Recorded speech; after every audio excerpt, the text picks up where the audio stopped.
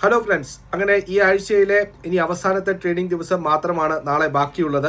ഇന്ന് വ്യാഴാഴ്ചയായിരുന്നു, weekly expiry ആയിരുന്നു. നിഫ്റ്റിയുടെ ക്ലോസിംഗ് കുറച്ച് മൈനസ് ആയിട്ടാണ്, അതായത് 25,000 എന്ന് പറയുന്ന പ്രധാനപ്പെട്ട ലെവൽ ബ്രേക്ക് ചെയ്തുകൊണ്ടാണ് നിഫ്റ്റി ക്ലോസിംഗ് വന്നിരിക്കുന്നത്. ഒരവസരത്തിൽ 24,825 വരെ വന്ന നിഫ്റ്റി 24,888 ക്ലോസിംഗ് നടന്നിരിക്കുന്നത്.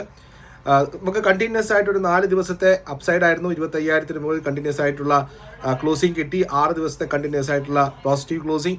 ഇതൊക്കെ കഴിഞ്ഞ് ഇന്നാണ് നമുക്കൊരു നെഗറ്റീവ് ക്ലോസിംഗ് കാര്യമായിട്ട് വരുന്നത്, പ്രധാനപ്പെട്ട ലെവലുകൾ ബ്രേക്ക് ചെയ്തുകൊണ്ട് വരുന്നത്. അതിൽ തന്നെ ബാങ്ക് നിഫ്റ്റിയിലും ഒക്കെ തന്നെ സെല്ലിംഗ് വന്നു എന്നുള്ളതാണ്. 377 പോയിന്റ് സെല്ലിംഗ് ആണ് ബാങ്ക് നിഫ്റ്റിയിൽ വന്നത്.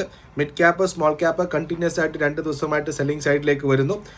ചെറിയ രീതിയിലുള്ള വീക്ക്നെസ് മാർക്കറ്റിൽ കണ്ടു എന്ന് വേണം പറയാൻ. ഒന്ന്, ക്രൂഡിന്റെ വില വളരെയധികം കൂടിയിരിക്കുന്നു. $70 ഇപ്പോൾ ക്രൂഡ് ട്രേഡ് ചെയ്യുന്നത്.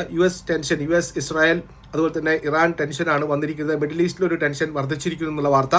അതായത് ഇറാന്റെ ആണവായുധീകരണവുമായിട്ട് ബന്ധപ്പെട്ട ഒഫീഷ്യൽസിന്റെ ക്ലാരിഫിക്കേഷനും അതുമായിട്ട് ബന്ധപ്പെട്ട ആക്രമണം ഉണ്ടാകുമെന്നുള്ള മുന്നറിയിപ്പും യും അതുപോലെ തന്നെ ഇസ്രായേലും അറ്റാക്ക് ചെയ്യുമെന്നുള്ള രീതിയിലുള്ള വാർത്തകൾ സ്വാഭാവികമായിട്ടും ക്രൂഡ് ഓയിലിൻ്റെ വിലയിൽ വളരെ രീതിയിലുള്ള മാറ്റം വന്നു. ഇന്ത്യയെ സംബന്ധിച്ചിട്ട് നെറ്റ് ഒരു ഇമ്പോർട്ടർ ആയതുകൊണ്ട് തന്നെ അതൊരു നെഗറ്റീവായിട്ട് വന്നു. അതേപോലെ മറ്റുള്ള കാര്യങ്ങൾ നോക്കുകയാണെങ്കിലും, അതായത് ഇന്നലെ നടന്നിരിക്കുന്ന ഫിനാൻസ് മിനിസ്റ്ററുടെ ഒരു പ്രസ്താവന, വളരെ പ്രസ്താവന. കാരണം 2008 ശേഷമുള്ള വീണ്ടും അതേയുള്ള ഒരു റിസിഷൻ ഫേസ് ചെയ്യാൻ എക്കോണമിക്ക് സാധ്യതയുണ്ടെന്നുള്ള വാർത്ത എക്കോണമിയിൽ വീണ്ടും, അല്ലെങ്കിൽ മാർക്കറ്റിൽ വീണ്ടും ഒരു നെഗറ്റിവിസം കൊണ്ടുവന്നു.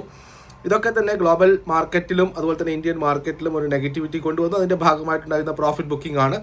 FIIs കണ്ടിന്യൂസ് ആയിട്ട് ബൈയിങ് ആയിരുന്നു, അത് കുറച്ച് കുറഞ്ഞു. പിന്നെ ഇന്ന് നെഗറ്റീവായിട്ട് ഇപ്പോൾ 3,831 കോടി രൂപയുടെ സെല്ലിംഗ് ആണ് FIIസിൻ്റെ ഭാഗത്തു നിന്ന് വന്നിരിക്കുന്നത്. ഓൾ ടുഗെദർ ചെറിയ രീതിയിലുള്ളൊരു നെഗറ്റിവിസം മാർക്കറ്റിൽ വന്നിട്ടുണ്ട്. പക്ഷേ ഇന്ത്യയെ സംബന്ധിച്ചിട്ട് അതിൻ്റെ ഏറ്റവും നല്ല വാർത്ത എന്ന് പറയുന്നത് മെയ് മാസത്തുള്ള നമ്മുടെ ഇൻഫ്ലേഷൻ ഡാറ്റ വന്നിരിക്കുന്നത് പോസിറ്റീവാണ്. 2.82%. ഏകദേശം 11 വർഷത്തിന് ശേഷമാണ് ഇങ്ങനൊരു ഇൻഫ്ലേഷൻ ഫിഗർ വരുന്നത്. 3.16% ഏപ്രിലിലെ ഇൻഫ്ലേഷൻ കുറഞ്ഞ് 2.82 11 വർഷത്തിന് ശേഷം ഏറ്റവും താഴ്ന്ന നിലയിലുള്ള ഇൻഫ്ലേഷൻ റിപ്പോർട്ട് ചെയ്തിരിക്കുന്നു. CPI ഇൻഫ്ലേഷനും 0.99 1% താഴെ വന്നിരിക്കുന്നു. ഫുഡ് ഇൻഫ്ലേഷനാണ് ഞാൻ ഉദ്ദേശിച്ചത്. അതേസമയം റൂറൽ ഇൻഫ്ലേഷനും 2.92 നിന്നും കുറഞ്ഞ് 2.59 മാറിയിരിക്കുന്നു. ഏതായാലും ഒരു ചെറിയ പോസിറ്റിവിറ്റി ലോക്കൽ ട്രിഗറിലുണ്ട്. നമ്മൾ നേരെ മറിച്ച് ഇന്ന് വൈകുന്നേരങ്ങളിലോ മറ്റോ ഉണ്ടാകുന്ന മാർക്കറ്റിൻ്റെ ക്ലോസിങ്ങും അതേസമയം ഗ്ലോബൽ ഇഷ്യൂസുമായിരിക്കും മാർക്കറ്റിനെ നാളെ ലീഡ് ചെയ്യാൻ പോകുന്നത്. അപ്പോൾ നാളെ നമുക്ക് പ്രധാനപ്പെട്ട ഒരു സപ്പോർട്ട് സോൺ എന്ന് പറയുന്നത് 24,500 മുതൽ 24,650 വരെയാണ്. അതേസമയം അപ്സൈഡിൽ 25,000 മുതൽ 25,100 വരെ ഉള്ളത് ഒരു പ്രോഫിറ്റ് ബുക്കിംഗ് സോണായിട്ടും കാണപ്പെട്ടു.